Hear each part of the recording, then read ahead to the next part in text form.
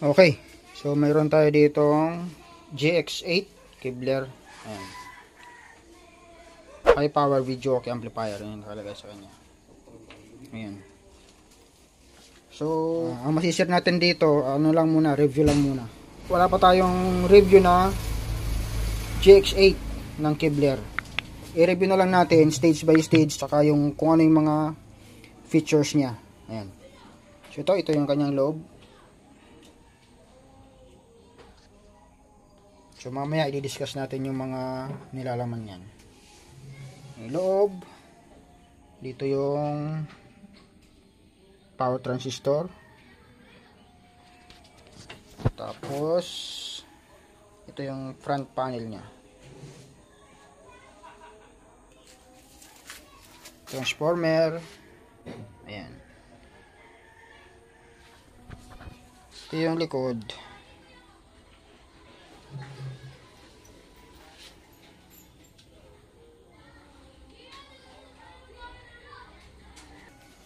Umpisahan natin dito sa harap. Yan. So, nandito yung mic 1 and mic 2 at mic 3 sa likod. And mayroon din mic 3 sa likod. Tapos mayroon ditong selector ng input A and B. Tapos mayroong MP3 input. Yan. Tapos mic master volume, echo master volume, saka ito yung music master volume. Yan. Tapos mayroong mic mid, treble, repeat delay para sa mic. So, nandito naman yung para sa music, bass, mid, treble, balance para sa music.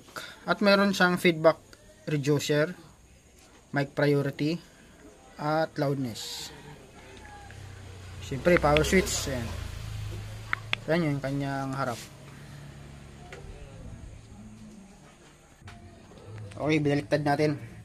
So, nandito yung tone control guys, yung circuit ng tone control. So, SMD type na yung mga ginamit na ano dyan. Parts. Capacitor, resistor, mylar, at pati yung IC na yan, PT2399 para sa mic. Ayan. Tapos, siyempre yung mga op amp natin, ayan. SMD type na siya. Nandun yung mic input. At ito yung kanyang power transistor. So 1943 at 5200 yung ginamit. Ayan. Hindi yung ano maklaro eh. Pero ayan 5200. Ayan. Tapos gumamit din siya ng capacitor na 80 volts by 1000. Mayroong bridge step diode, isang piraso. Ayan. At yan yung pinaka main amp. Ayan. So at least mayroon tayong guide kung sakaling may maputukan tayo ng piyesa dyan o masunugan. So ito mayroon tayong nakadocument na review. Yan. Okay, screenshot na lang kung may kailangan kayong piyesa na number dyan. Yan. Tapos siyempre yung transformer. Ayan. Okay, yung transformer, siyempre ito 20 volts yung kanyang input. So secondary output niya 45045 para sa main amp, 17017 para sa tone control, at 0 volts 9 volts para sa saan kaya? Sa pan siguro. Kasi wala naman itong Bluetooth. Yan. Okay, kaya lang dismayado tayo dito sa transformer kasi mukhang hindi sa tanso. Ayan, aluminum. So madilim yung pagkapula niya kaya malamang aluminum yan. Mayroong extra dito na supply pala. 12 volts output. May nakalagay DC 12 volts output. Ayan mayroong DC output 12 volts. 200 mA. Okay, so yan siya, yung kanyang loob. Siguro may blower. At andun yung mic 3 sa likod. Ayan. Siyempre dyan yung speaker protect natin, yung LDO at supply ng tone control, at ito yung likod. So 4 na binding post ang ginamit. So left and right,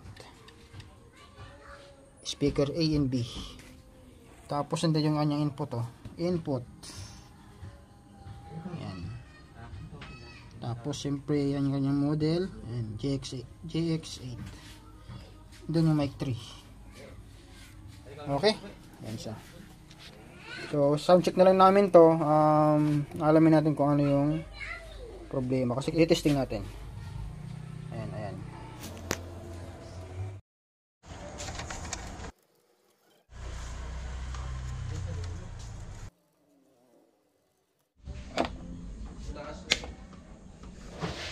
Testing muna nga natin yung mic 1. Check.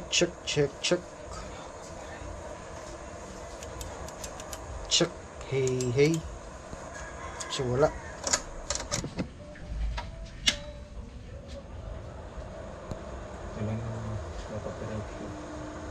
Ay, wala. Hindi pala nag-i-relay boss eh.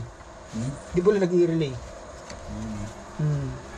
Wala talagang sounds yan.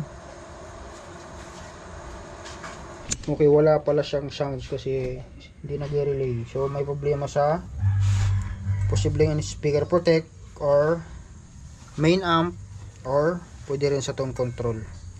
So alamin na lang natin to. So ayan, hanggang dyan na lang muna yung ating video guys.